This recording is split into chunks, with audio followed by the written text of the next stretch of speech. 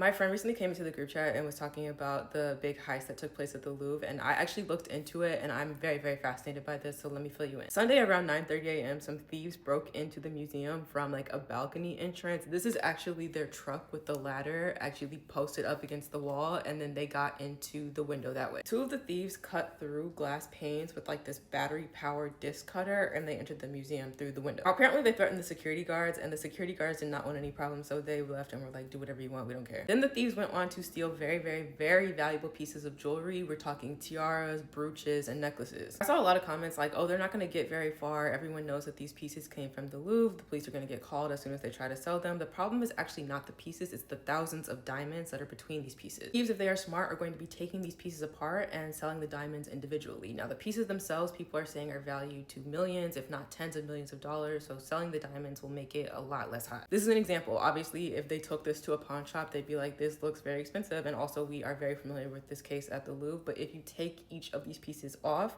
it makes it a lot easier to sell it. The museum also caught this CCTV footage of one of the thieves actually breaking the glass panes and stealing the jewelry too. Honestly, the best part of the story to me is that once they all broke into the museum, they escaped via electric scooter. There are 60 different investigators working on this case. They are vowing that they're gonna find the jewelry and the thieves. This is obviously a huge loss for the museum. This is millions, if not tens of millions of dollars. Police have this theory that this is part of an organized crime, like the thieves are working on behalf of someone who said, you need to do this for me. I don't know, y'all. I kind of feel like this is a little bit of an inside job, because if you remember, I said this happened at like 9:30 in the morning. Like, this was a broad daylight heist. Where were all the other alarms? The security guards just walked away. They knew exactly where to get into the balcony. Also, I read something about some alarm system had actually just went out, like had just stopped working a couple days before. Like I said, this is very, very fascinating to me. I'm actually really interested to see if they end up finding the jewelry, if they end up finding the thieves. I love that show on Netflix, Lupin, and I feel like this is just a very modern day version of that.